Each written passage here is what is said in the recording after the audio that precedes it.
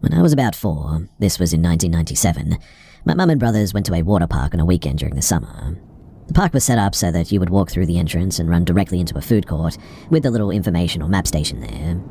To the left was inside an arcade area with a roller coaster, a little one, directly outside of it, and behind the arcade building was an enormous wave pool. To the right of the entrance was the kiddie park, and then behind the kiddie park was a lazy river and all the water slides with it. Since my brothers were older and they wanted to ride the big slides, my mum and me split from them to head to the kiddie park. I remember playing for a little while, making some friends with some of the kids, when this one little boy asked me if I wanted to go to the wave pool. Since I was little, my mum told me that I was not allowed to go to the wave pool, at least without an adult, so I told him that I couldn't. He then said that it's not a problem. My dad is already waiting for us, and he's already told my mum that he was going to watch us. Well, being a dumb kid and marveling at the wave pool since we got there, I was pretty much sold and followed him over there. My mum probably didn't notice at the time because the lawn chair that she was sitting in around the kiddie pool was being blocked by little kid slides and billions of other little children. But we headed to the wave pool and met the kid's dad. He immediately took my hand and guided me into the wave pool. I remember only being there for like 2 minutes tops until he picked me up and carried me back out of the pool. I don't think that I even asked where we were going, but I assumed the food court because that's where we were headed. I then remember reaching the entrance gates and a lifeguard approached us and asked if my name was so-and-so, and I said yes, and started crying because I guess I thought that I was in trouble. The lifeguard then grabs me from the dude, and I see my mum running up sobbing. Years later, we're revisiting this story, and she tells me that she noticed that I was missing pretty quickly and told a lifeguard to close off the entrance to the park. I was wearing a yellow bathing suit with pink flowers on it and 2 yellow ribbons in my hair, so the description gave me away instantly, when the man was carrying me out, that is. I asked my mum about the kid, and she had no idea what I was talking about. She said that it was just the singular man, and apparently he ran to his car in the parking lot as soon as the lifeguard took me out of his arms. In other words, there was no kid with him. One night, while I was about 17 or maybe 18, I was living in this old Victorian home on the top floor. I lived alone. You could afford to live alone back then. And it was a creepy place. I loved the upstairs. It was very nicely done, and it was only $279 a month, close to the downtown of the city that I was living in. Now, one night, I was unexpectedly in for the evening. I had a full-time job, a part-time job as well, and a very active social life, so being home alone was pretty rare for me. It was raining very hard that day, and I remember looking outside and watching the puddles get bigger and bigger. I went to bed quite early. Suddenly, though, I woke up abruptly, after what felt like I had been sleeping for a long time. It was completely dark, almost pitch black in my bedroom. There was just a bit of light in the corner of my room from the streetlight outside. I looked at my digital bedside clock. I had only been asleep for 5 minutes at the most, though. I kind of got chills then, and I heard what I can only describe as like a hissing sound. I looked up to the ceiling of my bedroom, and there was a black blob-like form that was just moving and changing size and slowly making its way to me. By the time the realization that it was coming to me hit me, I became unable to move my limbs, my body. I could not talk or scream. I just laid there, unable to do anything but watch it get closer to me.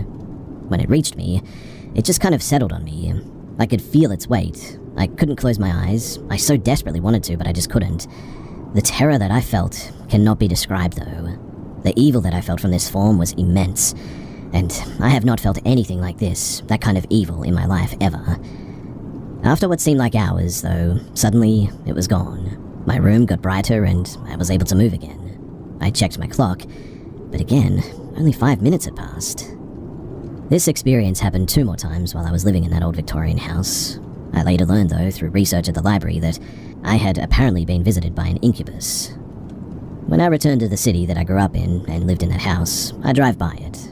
It's still standing, and I don't know if it's divided up into 3 separate apartments now, but it's a lot more run down, that's for sure. A lot of strange things would happen in those rooms. Things would go missing, and I'd find them in very odd places. And as far as I'm concerned, that house, it's definitely haunted. I was traveling with some friends on some 4x4 trails in southern Idaho. We were camping out one night, singing music around a campfire for quite a while, and my friends decided to go to bed eventually. My ex and I stayed up a little bit longer, hanging out around the fire and just enjoying the atmosphere. And suddenly, everything just got like dead silent, like the world got put on mute. I'm no stranger to this phenomenon. It generally happens when there's a predator nearby, and being in bear country, I had my bear spray on me, so I wasn't too worried. My ex and I continued to enjoy the fire though until we heard someone way off in the distance say honey 3 times. You could tell it was far away, but it also had the sound of a whisper rather than a yell, an almost questioning tone, like it was a woman calling out for her husband. My friend peeked out of his rooftop tent and asked if we were the ones calling out, but we weren't. The weirdest thing, though, is that it just didn't sound right. Like, more so something that sounds like a woman calling out honey, but not actually a human woman. I couldn't put my finger on what it was, but the more rational side of us decided that it may have been a hiker or something. The moon was full, so the idea of a couple hiking at night, especially since we weren't too far from the nearest town, wasn't too unlikely, I guess. My friend and his girlfriend, they decided to rejoin us for a little bit, and they also commented on the lack of wildlife sounds. We sat for a few more minutes before, again, hearing that honey sound. My friend agreed that it didn't sound right at all. He called out hello just in case there was some poor lost woman somewhere, but nothing responded. A few minutes later, we heard the same call, but from the complete opposite direction. With how far it sounded, there was just no way some lost hiker could have circled all the way around our camp that quickly. We lit up our floodlights, and we quickly booked it out of the area, and ended up cutting our overland trip very short. I still have no idea who or what made those noises, and it really still creeps me the heck out. Honestly too, I'm really not sure if I'll be traveling to southern Idaho ever again. Now, I know that this sounds fantastical and wild, and honestly, I couldn't disagree. This is in fairly remote backcountry, West Virginia, which is known for being old and haunted. It was experienced entirely by the 2 of us, but the worst parts by all 4. This led to all 4 of us at some point battling personal issues in our lives that I believe stemmed directly from this encounter. The following is, at least to my memory and what I've been able to corroborate with the other people that were there, 100% accurate and true. So when I was 17, 2004, we had a bad experience camping near haunted train tunnels and sites of sudden tragic death. The history of the immediate 1 square mile area is that mother and son drowning in the creek nearby, drug dealers killed in state police shootout at a nearby hunting cabin, and many years before, cheap laborers had been killed building this double set of train tunnels. They were actually buried in a long-forgotten little graveyard nearby the tunnels that has since been found and restored. We decided to go camping before graduation, as a friend group of 4, just to do something one last time before we all went our separate ways in life. This is a private property on the backside of a big hill, around which the creek flows in a huge several-mile-long bend. A camp set up and fire going. Shortly after nightfall, my cousin and I sat back on the creek bed, maybe 20 yards away from the camp spotlight, fish in the water. We then began to hear a sort of, rhythmic sloshing sound. A slosh of what sounded like somebody wading through the water, maybe halfway up to their shin deep. So we shined the light around upstream, and we then spotted symmetrically and rhythmically consistent disturbances made by what looked and sounded like invisible feet or legs sloshing toward us. When we would turn our spotlights off, it would start again. It would then stop when illuminated, and whatever it was definitely reacting to us. And this was the first ice bucket stomach clench moment we knew that this was not fish, and could not rationalize what was actually happening. This scared us pretty badly, but we decided best to be kept to ourselves and join the others gathered at the fire suddenly. As we made our way back, we heard the sloshing make its way to where we were on the bank, and the noise stopped. Given the speed that we witnessed it moving and how far it was from us when we were watching it, it must have sped up to make it to the bank that we were on in the amount of time that it took us to get to the camp. Others at the camp heard it as well and figured that we'd either gotten in or somehow riled up some fish, but we just played it off in the end. And as crazy as it sounds, it sounded and looked like an invisible person wading towards us through the water. After the noise ended at the creek bank, we then all saw the tall grass disturbed as something that we couldn't see ran around the foliage perimeter of our circularly cleared campsite. Now, this could have been an animal, I admit, but whatever it was fast. We then began to hear what sounded like a man talking to us, as in speaking into the ear of each person, the left ear, if that matters. At first, it sounded like garble, really, but after maybe 15 to 20 seconds, we could make out the words saying we shouldn't be there, and we needed to leave, before finally addressing us directly, and saying slightly more forcefully, "You need to leave." Obviously, as you can imagine, this was absolutely terrifying, and at first we thought that it was a person or group of people out there walking up on our camp and that it was dangerous. We were all frozen with fear though, but then adrenaline suddenly hit. As we freaked out and started to run to our ATV, all four of us saw what we all described as a tall black shadow man wearing what looked like a hat, relaxing against the front of our ATV. It straightened up when we saw it, and it saw us, allegedly, and it just sort of hung there staring at us for a few seconds. No feet, the legs ended in sort of wavy lines, like looking above the fire at the heat waves. It stood out against the dark night behind it though, and it was definitely there. The girl screamed, which broke our fear freeze, and it zipped like the Flash back towards the train tunnels people had died in. Interestingly, when we went to start the ATV, it sort of turned over sluggishly as if the battery had been slightly drained, despite working fine not long before when we rode it down. This entire event happened over the course of, I don't know, I want to say maybe 5 to 10 minutes, and within an hour of the sun going down. After putting our story out there, I received a lot of feedback from people as well, who have also had bad encounters in this area over many years. Even a guy I worked with, who didn't know that we knew this area, told me that my uncle had hired him to trap in that area, and it was the only place that he didn't check traps alone at night. He said that it was almost like the animals leave the place at night, and it was completely quiet out there. No less than a month later, my uncle who owns the property was up on the hill raccoon hunting at night with a dog. At some point the dog was on a rock face up above him and actually knocked a large rock loose that fell and struck my uncle in the side of the neck. This understandably messed him up pretty bad, and paralyzed almost his entire body, but he still had limited functionality on his left side.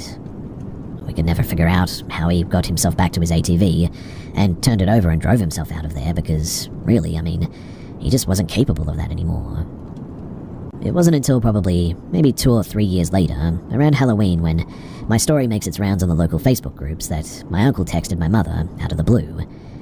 You have no reason to believe my uncle's character reference, but honestly, he is a salt-of-the-earth, hunting, farming, working sort of man, even working past his retirement as a millionaire.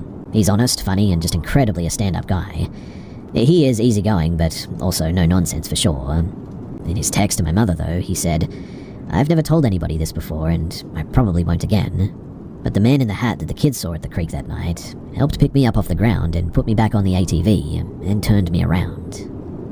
Until I heard that, I had always assumed that the Shadow Man was the one who was trying to scare us out of there, but thinking back on it, maybe he was the one whispering to us, telling us that we needed to leave and possibly avoid something scarier and more dangerous. Although I honestly have no idea what could have been scarier than that. Here and talk about my house and some of the weird stuff that's been going on recently in it. I've lived in this house alone for about 5 years now, I would say. Nothing really noteworthy happened until 2021, and it really wasn't anything crazy. Like, small stuff. My garage door would be open when I thought that I'd closed it. The sink is running, cupboards open, etc. I started noticing other stuff happening around that time as well, though. I would think that I'd hear footsteps around my house, but it was always something that I thought that I could play off as just being tired, since I work full-time along with college and all that. It didn't happen all too often as well, so I didn't really worry too much about it. But it started to become more frequent as years have gone by, and recently, a few things have happened that have definitely got me pretty spooked, to the point that I've stayed at a friend's house because of them. I'll share them now, but I'm really not sure what I want out of this. Maybe some clarity or something, or some advice on what to do, but yeah, here's what happened. So the first thing that happened was around August of 2024. I was sitting in my office room doing some homework and playing some music. I started to hear what I thought sounded like a woman at my door. Now, I note, my next door neighbor is a single mother, and she goes on walks past my house literally every night. Figuring that she might be at my door asking for something, I open the door, only to find no one there. I close the door and sit back down, and over the next week or so, I started hearing what I thought was a woman talking just out of earshot. I would think that it was my TVs, but I keep them off when I'm not using them. I was pretty stumped and frustrated over it as well. It all built up too as well to one night where I'm laying in bed and I hear this same voice, lady just out of earshot, talking at my bedroom door. Tired and creeped out, I jumped out of bed to check, only to find when opening my door, nobody was there. It chilled me enough to where goosebumps formed. I locked my bedroom door, which I never do, and got back into bed. Maybe 5 minutes later, it started happening again. I got back up and literally screamed, "Leave me alone," packed a bag, and I ended up spending the night at a friend's house a little ways down the street, and it hasn't happened since. The next incident happened about a month ago. doing homework in my room, all of a sudden my home phone starts ringing. Problem is that I haven't had a phone connected since the hurricane swept through Florida, and have had no reason to put it back in. I quickly jumped out of my bed, shuffled out to check the phone, and sure enough it's ringing at me. I picked it up and it immediately died. I have absolutely no clue how this could have rung as well, unless the phone battery is jacked up or something. Since then I've thrown the phone away because, to heck with that, right? Now, this next one is the one that made me want to come on here and talk about my experience thus far. This happened about a week ago. So, I have a boxer puppy, who turns 1 on Saturday, by the way, who is usually pretty relaxed. I've never seen him frightened because, frankly, he just doesn't even know what's going on half the time. It's probably about 1 or 2 in the morning. I'm chilling in my kitchen. Knox is laying next to me, probably wanting my food. Eventually, he walks away, and as I finally indulge into said food, he stops about 6 feet from my garage door and starts growling. Like, tail up, looking like he's going to bite someone, kind of growl. Mind you, I've never seen him growl like this, not once, so I was a little bit freaked out from the get-go, to say the least. I try calling him back over, but he is absolutely dialed into whatever he's growling at. I start walking over slowly to him. I turn the corner to look at my door, and it literally slams.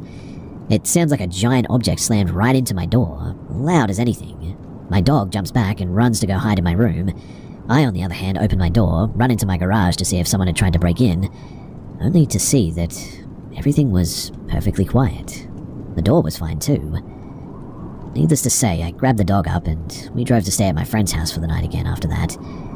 Since then too, I've been on edge the past week being at my own home. Feels like I have to watch my back constantly now because something just might happen. I'm losing sleep over this, and honestly, I really just don't know what to do at this point. The story takes place in a remote area of the UK, but to protect the people involved, I won't say the exact location. My friend Zara, a British Pakistani influencer, had just recently had her second child, and her husband had gone away on a golf holiday, leaving her alone with the 2 children.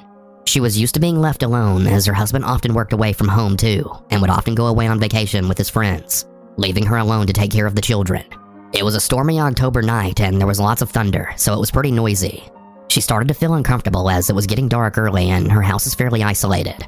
So all the noise from outside was, well, getting to her. At around 9 p.m., she had just finished a cup of coffee in the kitchen. The children were asleep and Zara was making sure the house was locked up for the night. She went back into the kitchen and she saw that the back door was slightly open. She started to approach it, but then felt very dizzy, stumbling, and she fainted. Zara slowly regained consciousness and sat on a chair in the kitchen. The first thing she was aware of was how heavily she was breathing through her nose. She felt something covering her mouth, and after twisting her lips, she realized it was sticky tape that was sealing her lips.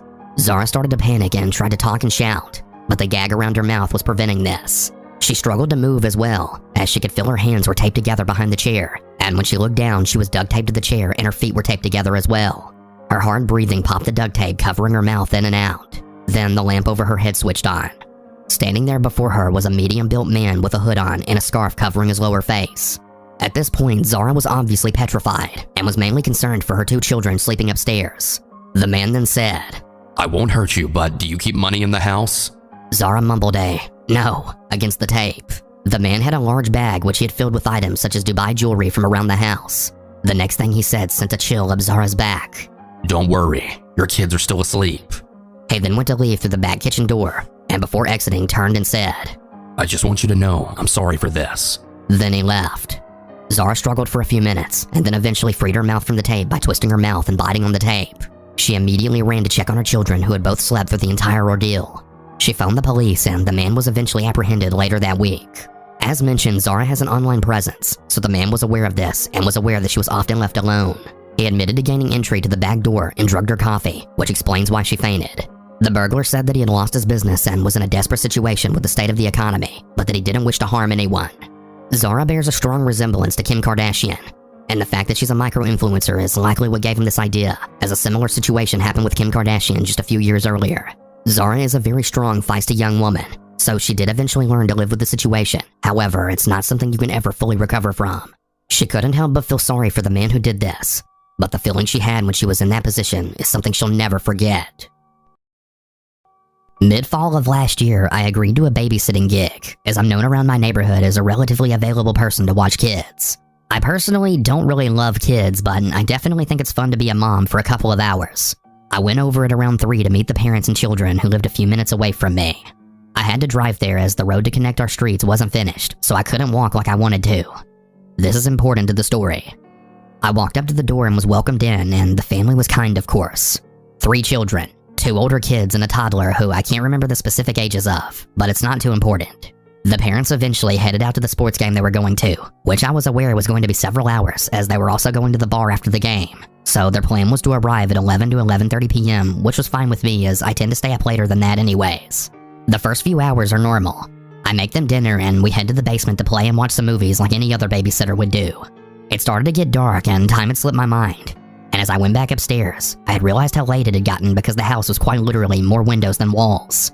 The house had a daylight basement, so yes, there were windows downstairs, but I was facing away from them, so I didn't see the sky fade into the nighttime.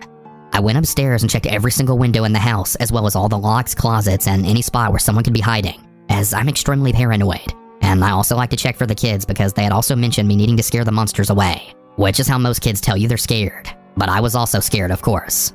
I want to mention that I'm in the top 4% of viewers for Southern Cannibal, and I was thinking of this channel when the attempted break-in took place. Anyways, I cleared the house of any creepers and I went back downstairs to get everyone changed and ready for bed. As I was wrapping up, I had heard some neighbors' dogs howling, which I wasn't too concerned about as I've babysitting pet set for the dogs and kids in that neighborhood. And I knew it wasn't too much to be concerned about since there are foxes all over the yard since there's lots of fields and hills where I live at. I finished everything and took everyone in for bedtime and head upstairs to go have a snack since it was about 9:45 and I hadn't had dinner with the kids because I didn't want to eat all their food. And I figured I'd just wait so I could raid the pantry without them asking for chips or a soda too. My favorite part of being a babysitter is of course the free food. As I headed upstairs, I immediately remembered that I'd completely forgotten to lock the front door as I was so worried about checking everything else, so I quickly walked to the door and locked it. It's a modern lock, the type that you need to put a code in. But there was also a top lock for extra security, which probably saved me from a horrific night. The windows around the door are the frosty type for privacy, so I couldn't see any distinct figures, but I noticed that there was nothing abnormal out there. I walked to the bathroom to then let out my poop I had been holding in for hours at that point. Sorry guys, but when you gotta go, you gotta go.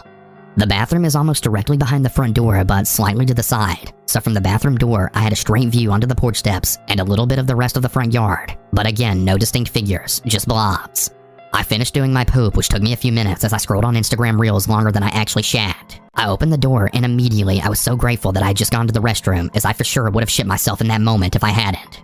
I see a figure outside the door, and I freeze in case they can see me too moving inside. I watch as they slowly cup up their hands against the side window, and I see it's a darker skinned man, which will be important in a moment.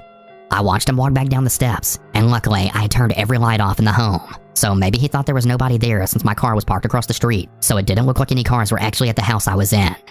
As I see him move away, I go to look out the peephole of the door, and I see him cross the street, do the same thing to my car, and try the door handles. Within a few minutes, he wanders off down into the street out of sight. There's an old folks' home near the houses, and I assumed it was possibly a confused elder, which has happened before in this area. I make sure everything is locked again, and I go to the pantry to then grab some food, when I turn around and see the little boy come upstairs and said he saw someone in the backyard, and my heart damn near stopped.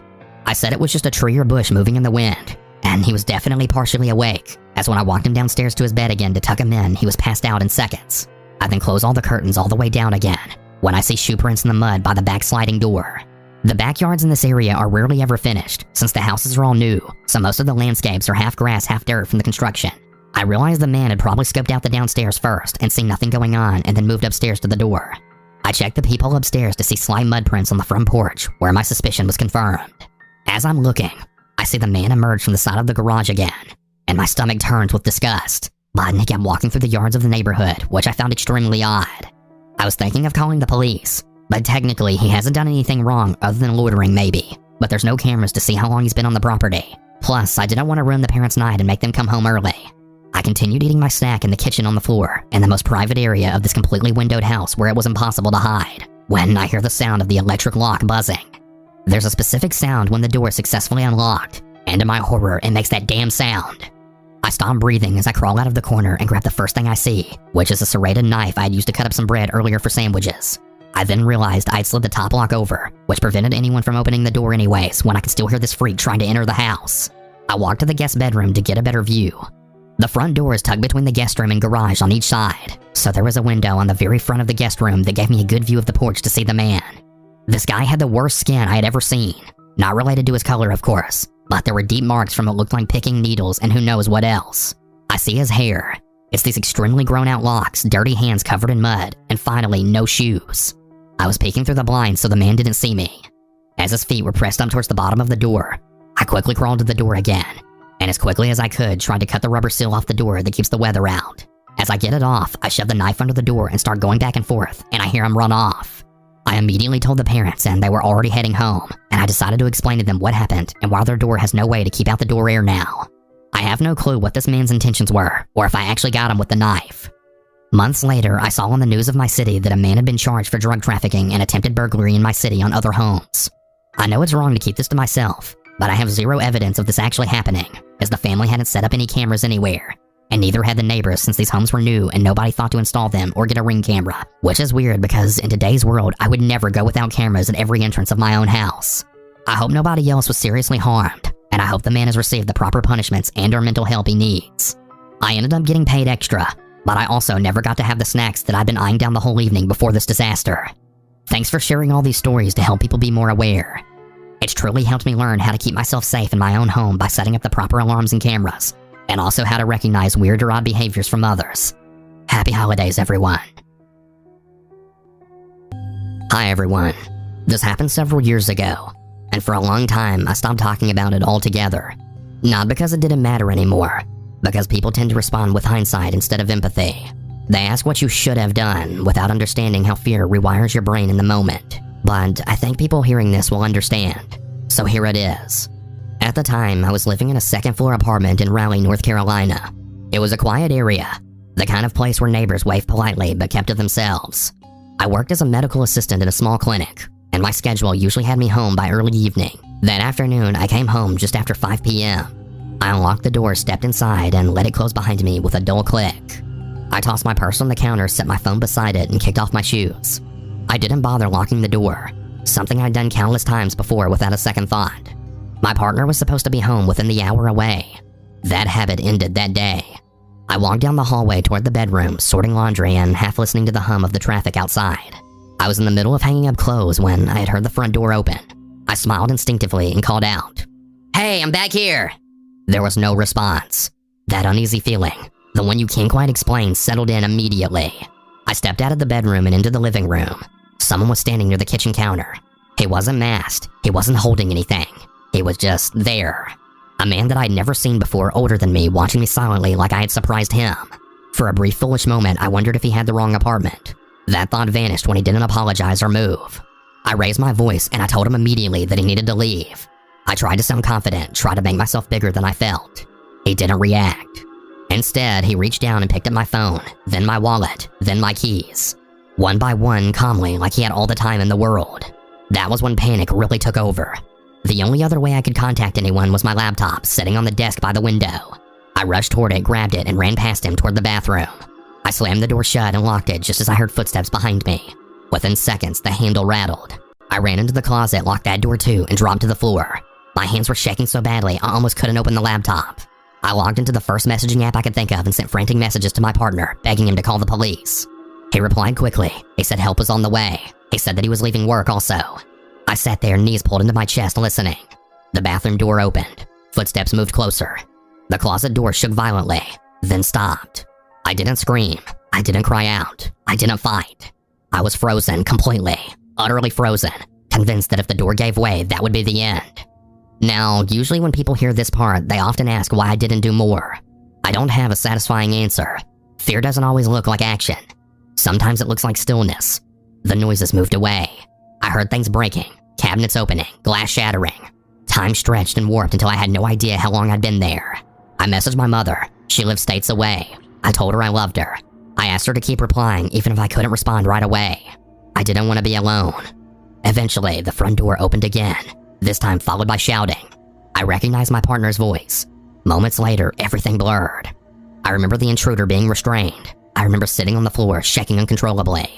I remember the police lights through the windows. The officers arrived way later than I expected, though I know fear distorts time. They took the man away, and I got my belongings back. I I answered questions mechanically. As one officer was leaving, he told me that I should always lock my door. At the time, it felt like blame. Later, I just understood it was experience speaking. The incident itself lasted less than an hour. The aftermath lasted years. Even after we moved to a quieter town, to a safer building, to a place with only one entrance, I couldn't sleep. Every sound felt threatening. Every night felt like I was waiting for something terrible to just happen again. Eventually, I realized that the fear wasn't about where I lived. It was about how helpless I still felt. So I did something uncomfortable. I walked into a self-defense studio and signed up. At first, I stayed quiet. I stood in the back. I avoided attention. But over time, slowly and deliberately, I rebuilt something I thought I'd lost forever. My confidence, control, trust in myself. I've trained for years now. The person I was in that closet still exists, but she no longer defines me. I don't judge her anymore. She survived the only way she knew how. And now I know more. If you've experienced something like this and you still feel haunted by it, I want you to know you're not weak and you're not broken. Healing doesn't look the same for everyone, and there's no timeline for it. Thank you all for listening. If sharing this helps even one person feel less alone, then it was worth it. Stay safe. This is still the most terrifying thing that has ever happened to me. What haunts me isn't just what occurred, but how narrowly I avoided something far worse. Sometimes I replay it in my head and realize that a single different choice, a single second longer, and I might not be here to tell this story at all. This happened about 4 years ago. It was when I was in my early 20s and still in university. On paper, my life was stable. I lived in a quiet neighborhood most people considered safe, tree-lined streets, families out walking in the evenings, nothing that ever made the news. I shared a modest apartment with my younger cousin, and we had an aging spoiled cat who believed the entire building belonged to him. Growing up, I'd always loved combat sports. I wasn't exceptional, but I was committed. I trained in whatever was available. Boxing, jiu-jitsu, a bit of karate, anything that taught me discipline and awareness. Training gave me confidence in my body and my reactions. But when I moved to the city for school, reality took over. Long commutes, endless coursework, late nights. Slowly, training slipped out of my routine until it became something I told myself I'd get back to someday. Our apartment just sat above ground level. The back of the building faced a neglected strip of greenery, a tangled mess of trees and brush that separated our building from an old service road. There was a narrow metal staircase attached to our kitchen balcony that led straight down into the shadows. It wasn't something I liked to think about, but we always kept that door locked. Always, except when the cat wanted out. My days were exhausting. I left home late in the morning and often didn't return until after dark. So when a friend offered to drive me home one evening, cutting my commute in half, I was relieved. I arrived much earlier than usual, just as the sky was dimming into dusk. The building felt strangely still. I unlocked the door, stepped inside, and called out my cousin's name out of habit. No answer. This wasn't unusual. He was often out and doing things. But something about the silence felt heavy, like the air itself was so tense. Only one lamp was on near the entryway. The rest of the apartment was dark. I remember pausing, my hand still on the door, listening. Nothing. Yet my stomach tightened, that familiar instinctive warning that something wasn't right. I moved slowly down the hallway toward the bedrooms. That's when I heard it. A door slammed, hard enough to echo throughout the apartment. It came from my cousin's room. At first, my mind scrambled for a normal explanation. You know, maybe he'd been showering and just panicked when he heard me come in. Maybe he was playing some kind of a prank. But then I heard voices, low hurried whispers, not playful, not familiar. They sounded urgent, pressed. My heart started pounding. I became painfully aware of every sound I made, the creak on the floor, my own breathing. Before I reached his door, I glanced into my bedroom. It looked like a bomb had gone off. My drawers were pulled out, clothes scattered everywhere. Books lay face down on the floor. My desk was bare, as if someone had swept everything off of it in one violent motion. That was the moment everything clicked. Someone had been inside my home. Fear didn't freeze me, it flipped a switch. I didn't think. I didn't calculate risks. My body just moved before my brain could catch up. I slammed my shoulder into my cousin's bedroom door with everything I had. The door burst open. The room was empty but destroyed. Mattress askew, closet torn apart, belongings strewn everywhere. Whoever had been whispering moments ago was gone. I sprinted toward the kitchen, adrenaline roaring in my ears, and threw open the balcony door. Just in time, I saw a man scrambling down the metal staircase. He stumbled when he hit the ground, almost collapsing before regaining his balance. He looked ordinary. That's what terrified me most. No mask, no weapon, just a regular man who had been rifling through my life moments earlier. I screamed, raw, furious, wordless, and he bolted into the darkness beyond the trees. He was gone. The adrenaline drained fast, replaced by shaking panic. Then I realized what was missing. It was my laptop. I tore through the apartment in a frenzy, sobbing, pulling things apart that were already destroyed.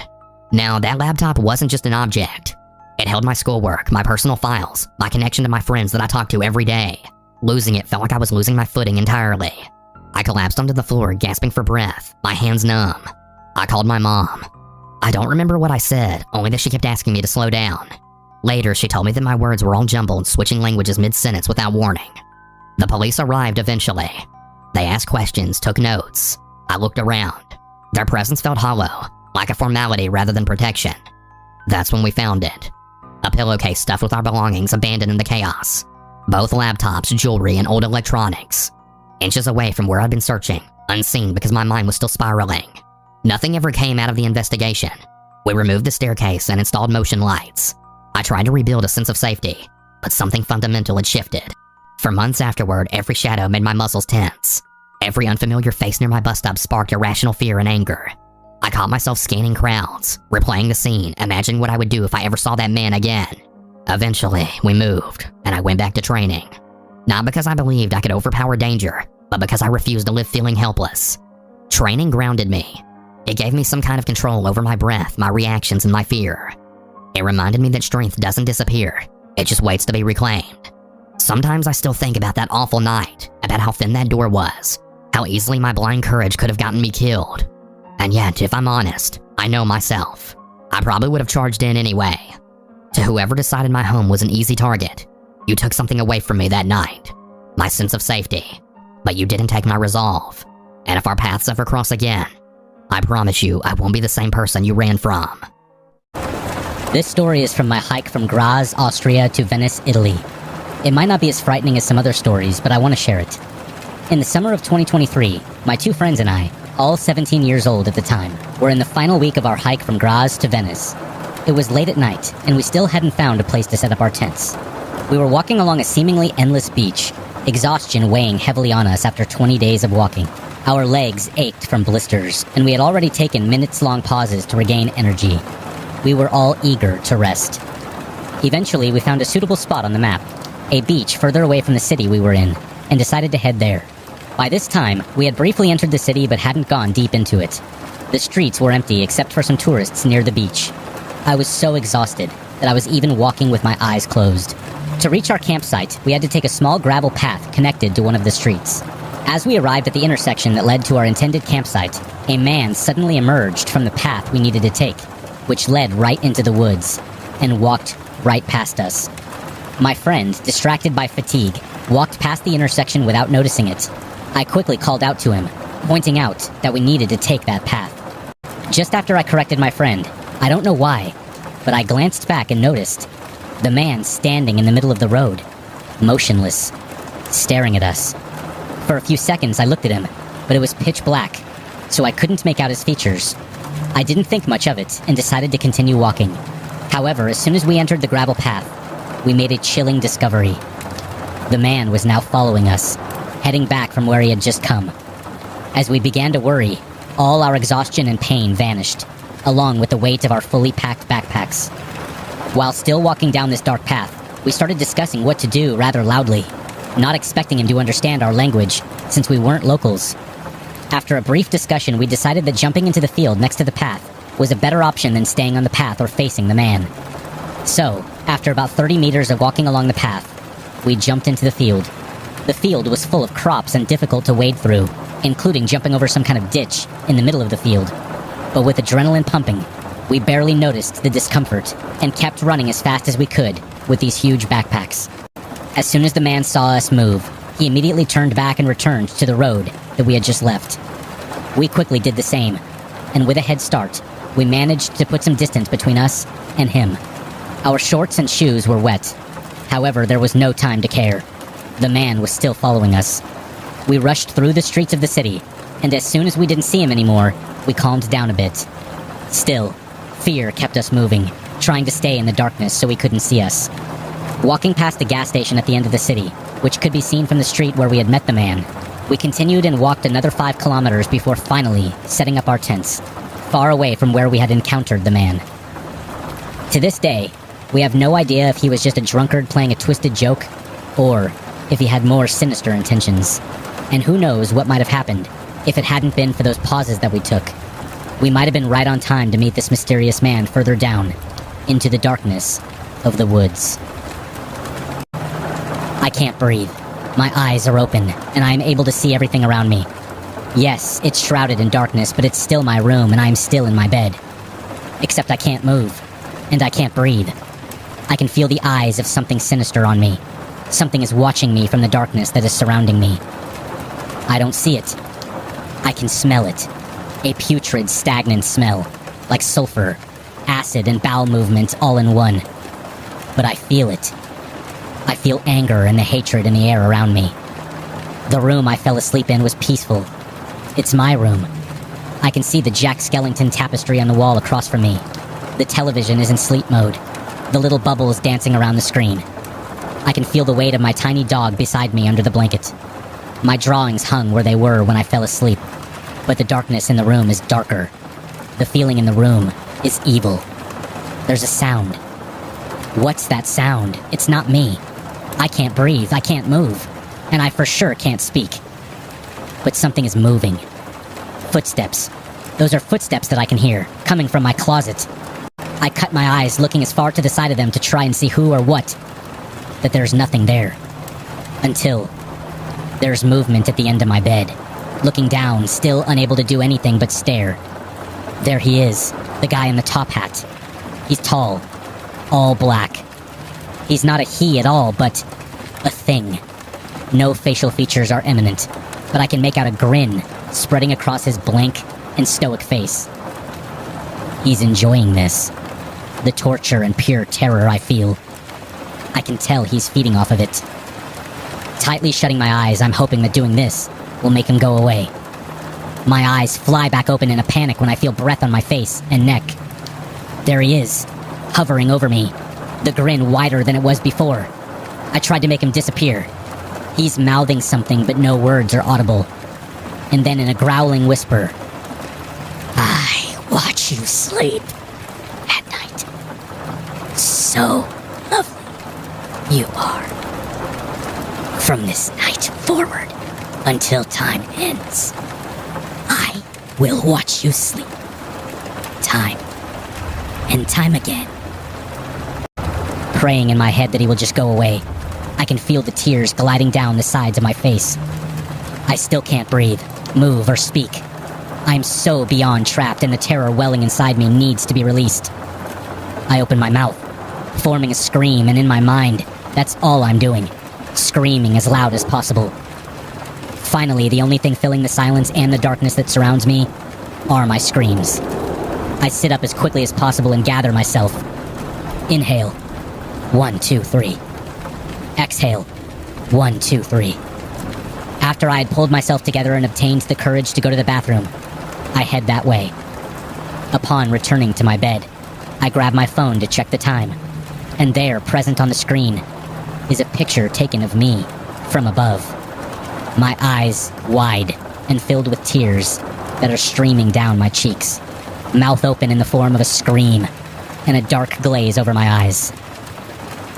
Those don't look like my eyes.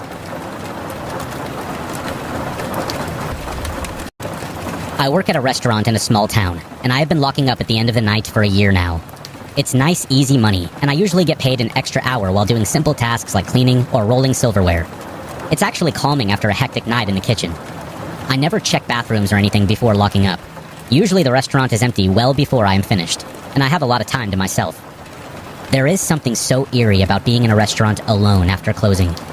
What was once a bustling place full of people is now empty and silent. The sounds of the machinery kicking on can be heard across the restaurant. The sound of the ice machine dumping ice usually makes me jump. With the layout of the restaurant, the main light switches are on the opposite side of the restaurant from the door with the alarm. So I usually lock the back and front doors and then turn off all the lights. Then I make my way through the dark restaurant to the side door, which has the keypad. In order to arm the system, all doors need to be closed and there needs to be no movement in the restaurant. If there is an error, it will tell me the door that is open, or infrared, and the area where there is movement. When I first started locking up, I needed the flashlight on my phone to navigate to the door. But now I know the layout, so I just walk in the darkness. For some reason, it is less scary to just speed walk through the dark than to have a dimly lit phone light casting shadows and reflecting off surfaces. I hate to say it as a grown man. The dark creeps me out. Tonight, the restaurant had been closed for almost 2 hours. I mopped the kitchen, cleaned a bit, and rolled some silverware for the morning crew. I locked the doors, turned off the lights, then made my way through the dark restaurant to the door. I typed in the code, and got an error. Error, infrared, detected. Dining room. I felt my stomach sink. I know I've been alone in this restaurant for 2 hours. I know I had just walked through that pitch-black dining room. Just then I heard footsteps pounding on the tile coming towards me from the dining room. I have gotten chills down my spine before when something creeps me out. But this was different.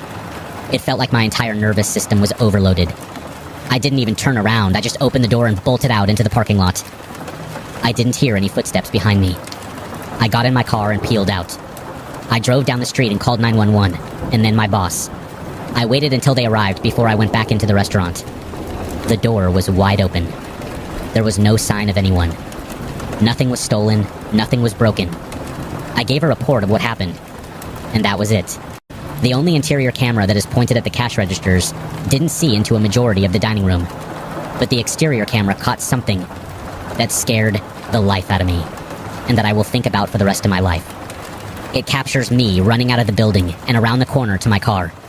Shortly after I exited, you could barely see the elongated shadow of someone standing by the door beneath the camera, watching me run away. The person casting it being just out of frame, before turning the opposite direction and disappearing. Just seeing my terrified self running away, and that shadow watching me do so. I have never felt so vulnerable. I'm not really a believer in the paranormal, but I just don't know what kind of sick person would wait in a restaurant for 2 hours after close. Not steal anything, just to scare the employee that was locking up. I know for a fact it wasn't any of my coworkers. Obviously, there wasn't much that could be done to find out who it was. Nothing shows anyone entering the building after close, and from what we could tell, everyone who entered that day had left.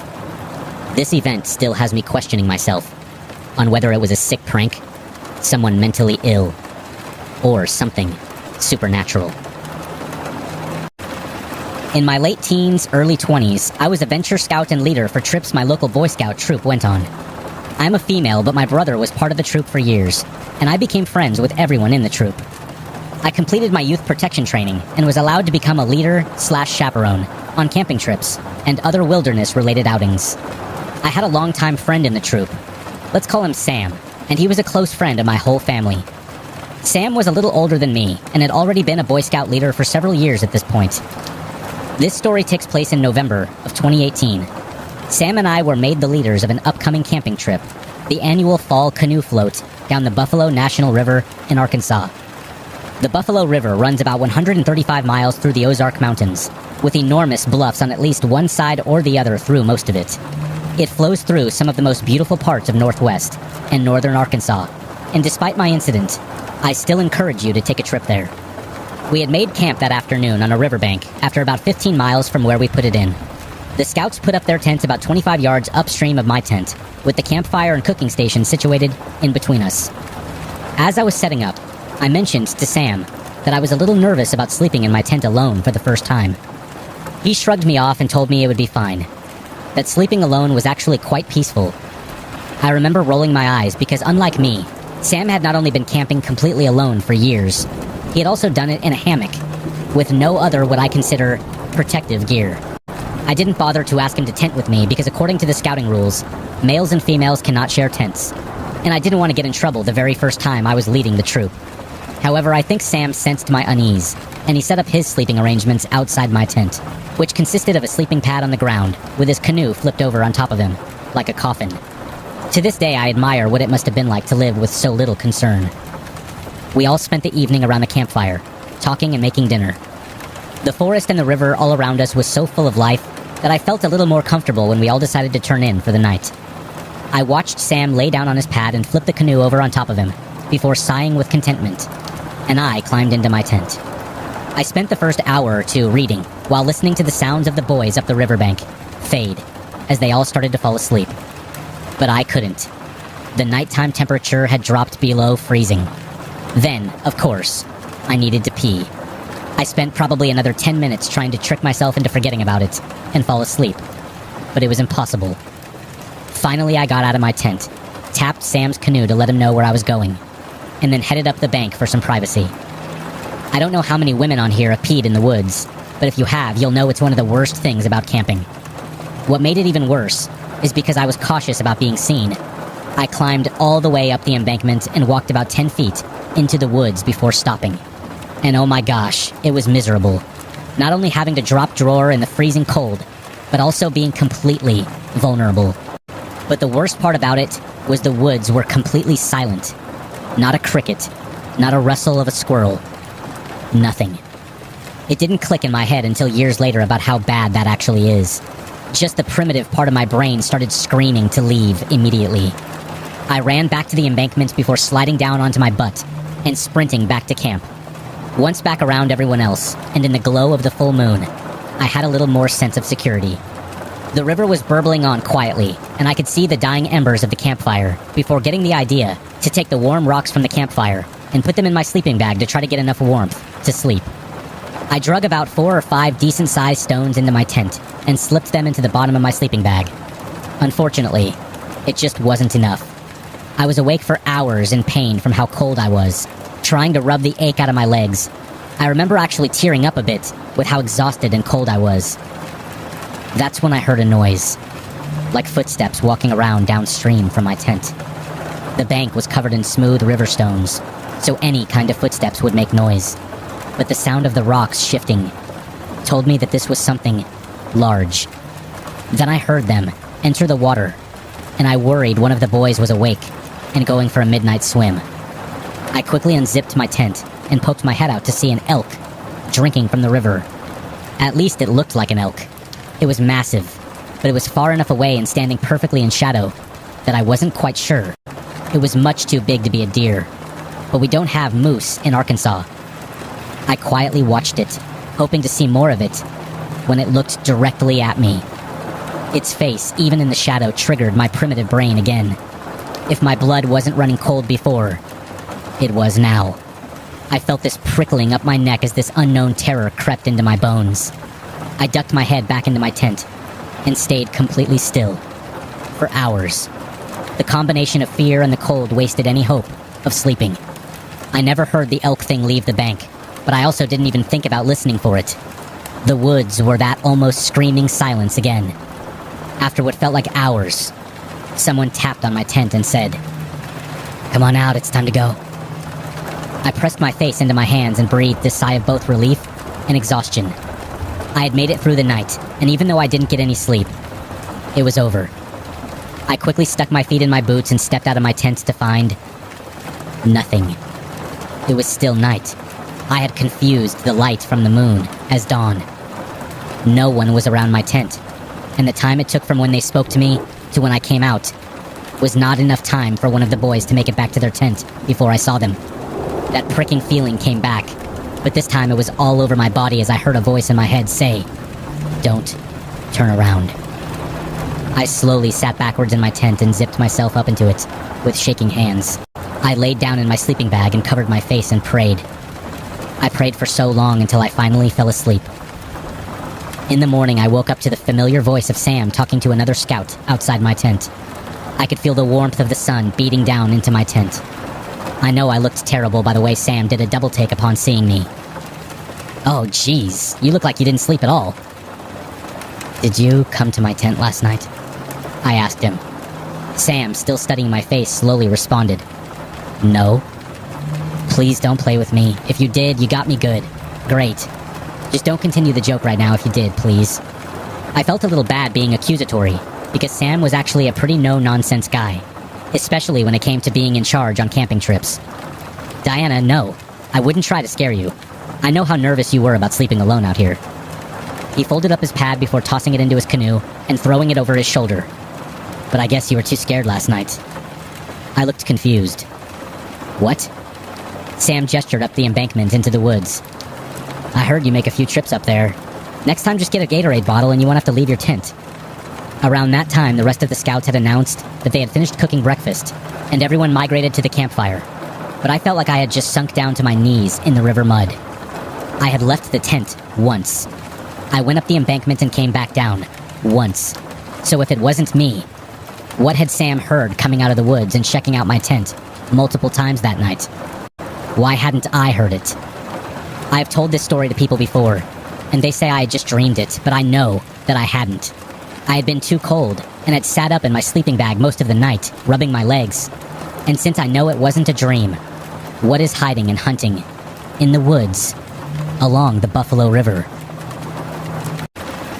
In my late teens, early 20s, I was a venture scout and leader for trips my local Boy Scout troop went on. I'm a female, but my brother was part of the troop for years, and I became friends with everyone in the troop. I completed my youth protection training and was allowed to become a leader/chaperone on camping trips and other wilderness-related outings. I had a longtime friend in the troop. Let's call him Sam, and he was a close friend of my whole family. Sam was a little older than me and had already been a Boy Scout leader for several years at this point. This story takes place in November of 2018. Sam and I were made the leaders of an upcoming camping trip, the annual fall canoe float down the Buffalo National River in Arkansas. The Buffalo River runs about 135 miles through the Ozark Mountains, with enormous bluffs on at least one side or the other through most of it. It flows through some of the most beautiful parts of northwest and northern Arkansas, and despite my incident, I still encourage you to take a trip there. We had made camp that afternoon on a riverbank after about 15 miles from where we put it in. The scouts put up their tents about 25 yards upstream of my tent, with the campfire and cooking station situated in between us. As I was setting up, I mentioned to Sam that I was a little nervous about sleeping in my tent alone for the first time. He shrugged me off and told me it would be fine, that sleeping alone was actually quite peaceful.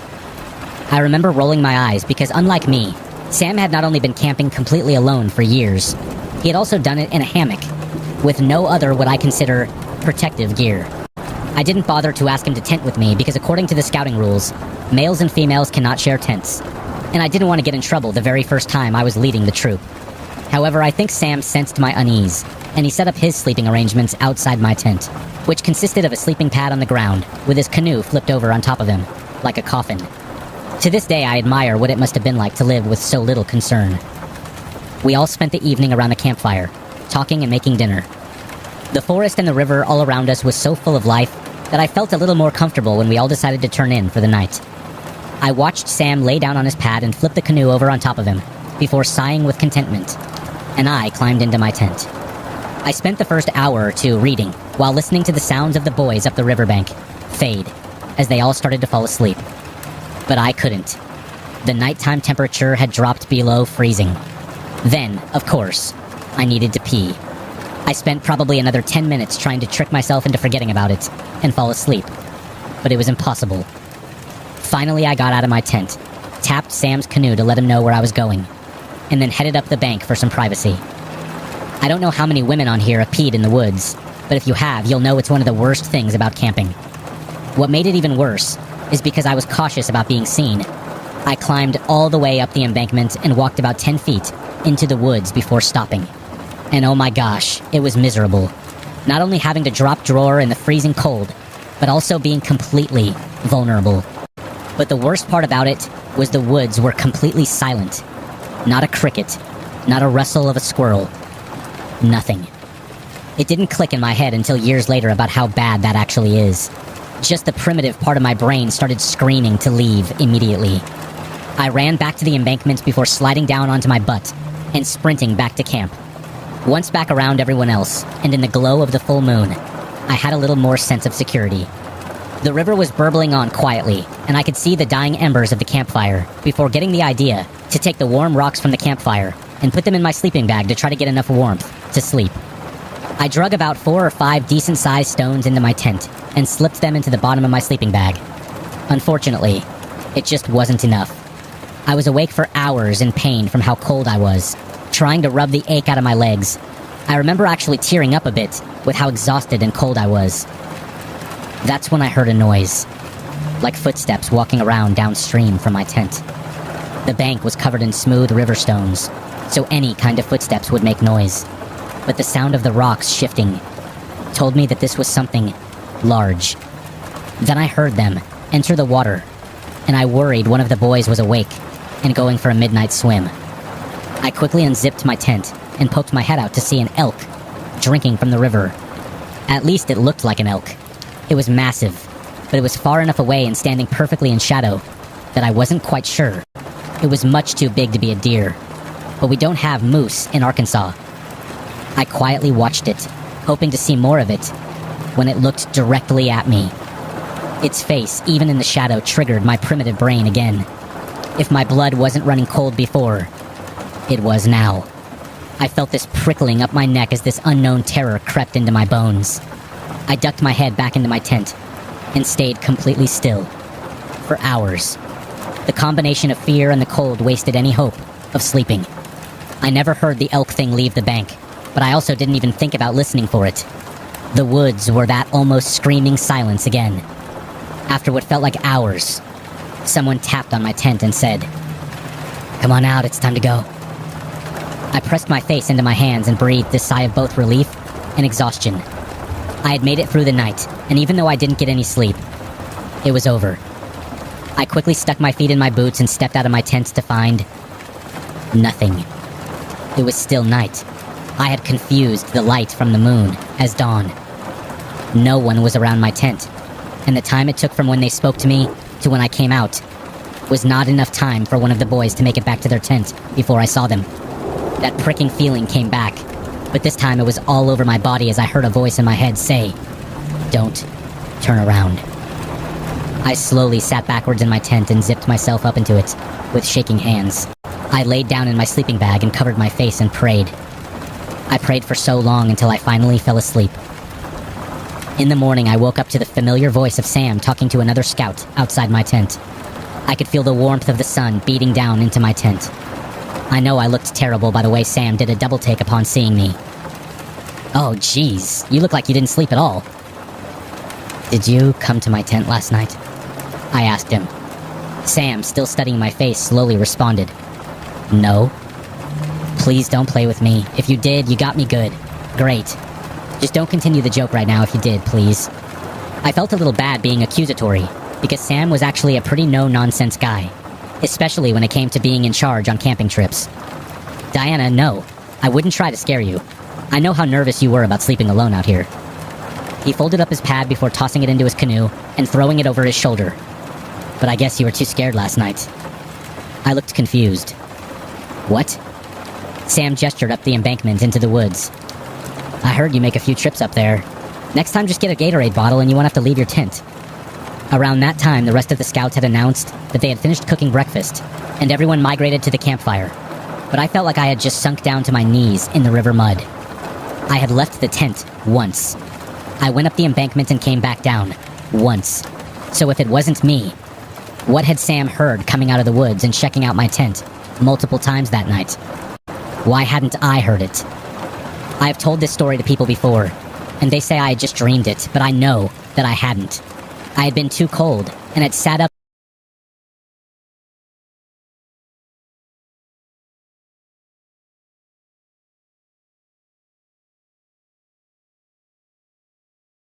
When I was 15, I was a bit of a daredevil, and was full of that dumb teenage bravado. Living in a small town in Iowa, it got really boring sometimes, so all it took was a simple dare from one of my friends to spend the night at the local bowling alley, to have me sneaking up one of the drop ceiling tiles in the men's restroom, waiting until the place emptied out, then drop down to explore the empty building, like some kind of urban explorer. This would have been around 2005.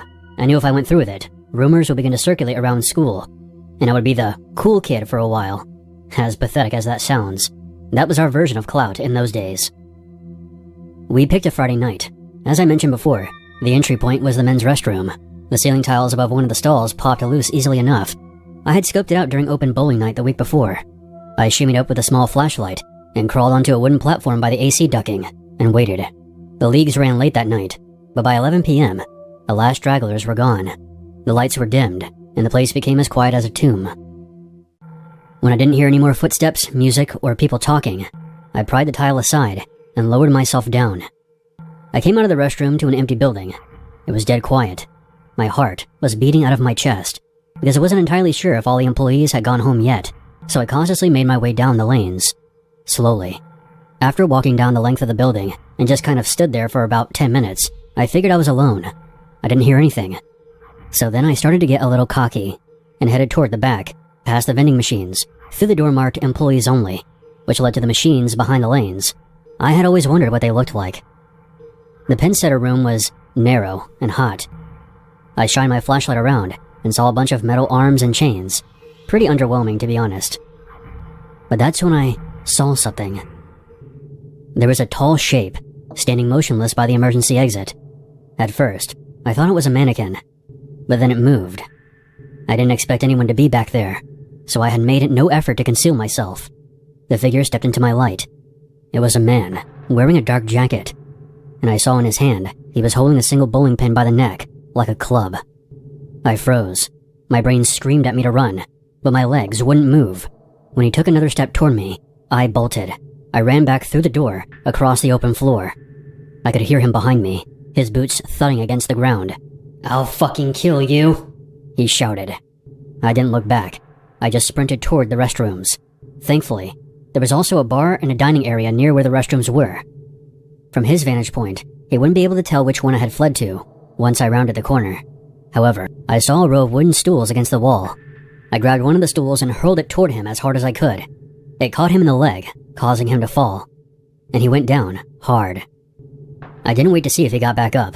I sprinted into the men's room, yanked open the stall door, and hauled myself back into the ceiling, the tile snapping back into place just as I heard the restroom door burst open. I could hear him below me, pacing, muttering. At first, it was just heavy breathing. Then he spoke. "I'm gonna find you. I'll bash your head in." I pressed myself flat, barely breathing. Dust got in my nose and I had to stop myself from sneezing. The next thing the man said was disturbing. "You killed her. I know you killed my daughter. She was right here. And you took her from me." My blood went cold. Daughter? I didn't know what he was talking about. I hadn't killed anyone. He kept going on like that, voice rising and falling, like he was arguing with himself. "You'll pay for it. I'm gonna make you pay." He then banged the pen against the stall doors, one by one. Then, silence. The minutes dragged on. After maybe an hour, there was nothing. I had no idea if he was still down there waiting for me. I had a pretty good spot on the wooden platform, but I couldn't move without making noise. Eventually, exhaustion overtook me, and I fell asleep right there. I woke up to voices coming from below. The employees were coming in for the morning leagues. I waited for another hour, listening until the place was busy, balls rolling, pins crashing, announcements over the speakers, etc. I carefully slid the tile aside again, making sure the coast was clear, before dropping down. I washed my face real quick to hide how wrecked I looked, and slipped out the side exit into the parking lot. No one batted an eye at me. I told my friends the full story, but no one believed me. They just thought I was trying to make my night in the bowling alley sound more exciting than it was. 2 of my friends were with me when I crawled up into the ceiling, and then hung around until closing time. So they believed that I did go through with the dare, but not the part about the maniac with the bowling pin. When I think back to that night, that man's disturbing murmuring still gives me the fucking creeps. "You killed her. You killed my daughter." I don't know who he thought I was, but I'm okay with never finding out. I would hate to end this story like a corny urban legend, and I know it's been like 20 years, but a part of me still wonders if that man still visits that place when the lights go out, waiting in the back room with a bowling pin in his hand. I grew up in Antioch, California, and used to play football in high school. I had planned on making a career out of it, until I had a severe knee injury where my bone was forced out of the socket. Even after I rehabilitated, it was never the same, and it effectively ended my football aspirations. That's when I took up competitive bowling and eventually joined a league. We would often meet up at Delta Bowl and play 3 or 4 games. We would usually wrap things up around 10:30. On the night of December 7th, 2024, we had another league night and things went well. We did hear some loud arguing happening from one of the other lanes, but it had nothing to do with us. By 10:30, the place was emptying out fast. I grabbed my bag, zipped up my jacket, and pushed through the glass doors into the parking lot. My car was halfway down the row. As I was walking towards it, I heard voices rising sharp from the far end, near the perimeter fence. I saw someone in a hoodie standing next to a parked SUV. The man was yelling at someone in the car, sounding like he was threatening violence, and it looked like things were about to get ugly. I didn't stop to listen. It's none of my business. Then a loud pop came from that direction. My stomach dropped, along with the rest of me. More shots rang out. My heart was pounding so loud, it drowned everything else out. I stayed flat for another full minute. When all fell silent, I risked standing. My legs felt like jelly. I saw the hooded man from earlier, lying face down, with a gun in his hand. The police showed up a short time later. The shooting was a result of an attempted robbery, which soon turned into a full-blown shootout. I'll paste an excerpt from a local news article about the incident. On the night of December 7th, 2024, a fatal gun battle occurred in the parking lot of the Delta Bowl in Antioch, California, resulting in the death of 2 men. Around 10:35 p.m., Antonio Drake, 34, was sitting in the driver's seat of his vehicle, preparing to leave the bowling alley, when DeAndre Reed, 35, approached Drake's vehicle. Investigators later determined Reed was attempting to rob Drake. An exchange of gunfire ensued between the 2 men. Both were fatally wounded in the encounter. There is no prior connection. Surveillance videos and evidence indicate that Drake and Reed did not know each other, and had no conflict while inside the bowling alley. The Antioch Police Department classified the incident as an isolated attempted robbery, because Drake was firing in response to being robbed. His shooting of DeAndre Reed is considered an act of self-defense, justifiable homicide. End of excerpt. It's interesting to me that several of the articles written about this case make this sound like it was a one-on-one isolated incident. The part about them having no conflict while inside the bowling alley is not true. News reports on television told a different version of events. The confrontation began inside the building, between 2 groups. Drake was a part of Group A, and Reed was a part of Group B. They were apparently bowling next to each other, when an argument broke out between the 2 groups. When it was time to leave, Reed then followed Drake to his car, and tried to rob him. That's when the gunfire broke out. I was there that night, and I did hear the argument coming from a few lanes down from us, and I personally saw Reed standing next to the SUV, shouting at who I assumed to be Drake, the driver. This is yet another case of senseless violence that has been escalating around here. The locals used to consider the bowling alley to be a safe haven from the violence that has plagued our streets. Not anymore. This happened back in 2003, when I was 19 and working as a busboy at Unity Lanes in Zephyrhills, Florida. It was one of those old-school bowling alleys, and is one of the only places Zephyrhills has to offer in the way of entertainment, which was the case back then as well. The night league was always packed with regulars. I got decent tips, and free pool games on the slower shifts. Nothing ever felt dangerous there, just families and drunks having fun. Friday nights would get a little crazy, but the worst that would happen is we had to throw out some white teenager dropping F-bombs and using the N-word. It was a Tuesday night. I was working the late shift. I would say this was around 9 p.m. The place was almost empty because it wasn't a league night. There were just a few lanes with customers. I was wiping down tables, stacking up chairs, when the manager told me to take 5. I grabbed my pack of Marlboros and slipped out the back door to the alley behind the building, where the dumpsters sat against a concrete barrier. The back lot was always dark. There was only a dim light over the door. I lit up and leaned against the wall, taking a long drag. I was sort of zoning out when I heard something rustling inside the dumpster. It wasn't the wind. There was something shifting around in there. I froze. I figured it might be a raccoon or a cat, digging for scraps. But I shouted, "Hello?" Nothing. I shrugged it off and took another puff. Then, the lid of the dumpster flew open, and out she came, like a fucking jack-in-the-box.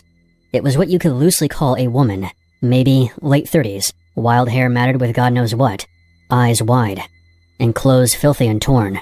She had that emaciated look that crack addicts have, and she was screaming, a high-pitched wail that cut right through me. In her hand, she held a kitchen knife. She charged at me, full sprint, full banshee. The cigarette fell from my mouth. I didn't think, I just reacted, and shoved her hard with both hands, which sent her flying backward. And she fell hard on the asphalt, knife clattered away. I heard her cursing at me as I bolted back inside, slamming the door behind me and locking it. "Somebody call the cops, now! Some crazy lady just jumped out of the dumpster with a knife!" Bystanders were looking at me like I was nuts, so I repeated myself. "I'm not joking. Some woman came out of the dumpster with a knife, and she just tried to fucking stab me." Cops arrived maybe 10 minutes later, lights flashing. They searched the back lot, but the dumpster was empty, and the woman was nowhere to be found. Lou, the manager, covered the rest of my shift after I was done giving my statement, and sent me home early. I was pretty shaken up about the whole thing. I found out that a couple of hours after the cops were called, they tracked her down a few blocks away, hiding in an abandoned shed in someone's backyard. She was a local repeat offender, drug addict, and had multiple arrests for animal abuse, starving dogs, and much worse. And get this, she attacked someone else a month earlier, slashed a guy in a gas station parking lot, over him not giving her money. That one got her on probation, but after this, they revoked it, and tacked on an assault with a deadly weapon charge. She ended up with a 5-year prison sentence. I never saw her again, and it was this incident that helped me quit smoking for good. Unity Lanes is still there to this day. It's been rebranded and completely remodeled from when I worked there. For the longest time, this was the only hangout spot for high school kids and 20-something-year-old alcoholics who lived in this town. I got really fed up with the environment of that place, and quit about a year after the dumpster woman incident. The owners apparently got fed up as well, because they started having a police car parked there on Friday nights, and security started kicking out anyone who wasn't there for bowling. I wish that policy was a thing back when I worked there. Anyway, that part of my life is long behind me, but I still get nervous when I'm around dumpsters. Hey, thanks for taking the time to read my story. I've been sitting on my experience for some time now, and finally decided to share it. Just don't use my real name, okay? It was my niece's 8th birthday party at a place called Tampa Lanes, back when it was still open. It must have been one of the last big events there before everything shut down for good.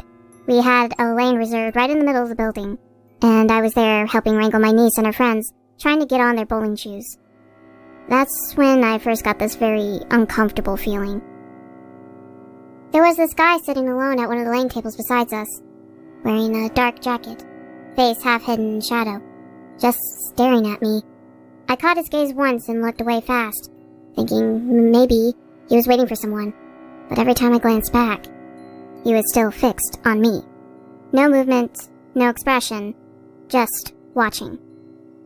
I tried shaking it off, focusing on the party, giving high fives and cheering for gutter balls and eventually singing happy birthday, but the staring didn't stop. It got so bad that I switched spots and sat with my back to him, but I could still feel his eyes on me. After a while I turned back again. His gaze was still locked on me. Then he crossed the line. He was leaning forward, elbows on the table, then he stuck out his tongue. Slow, deliberate, sliding it across his lips. In this gross, sexual way, my stomach lurched. I didn't scream or make a scene, but my hands shook, and I marched straight to the front counter and told the manager. There's a guy in a hoodie at the tables who has been staring at me nonstop, and he just did something really creepy and inappropriate with his tongue. The manager didn't hesitate. He grabbed his radio and called security. A couple minutes later, they walked the guy out of the building. He didn't resist, just shuffled towards the door with his head down, hoodie covering most of his face. The manager apologized, threw in some free tokens for the arcade as a sorry, and said they banned him from coming back. The party wound down around 5 o'clock. I carried the leftover gift bags to my sister's car and then headed over to my car. That's when I saw 2 police cruisers parked right next to my silver Honda. An officer had someone cuffed and bent over one of the cars. When I got closer, I saw that it was the hooded man, the same one who had been thrown out. Another cop walked up after I asked what was going on. Ma'am, is this your vehicle? I nodded, heart pounding. Yeah? What happened? He explained that a family leaving spotted him in the lot with a wire hanger, working it into the driver's side door of my car, trying to pop the lock. They shouted at him, but he ignored them, and just kept trying to unlock the car until they rolled up and arrested him a few minutes later. I stared at the fresh scratches around my door handle. The officer asked if I knew him.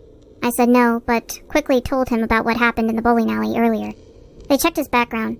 He had priors for harassment, loitering, stuff like that. Nothing super violent, but enough to make my legs feel weak.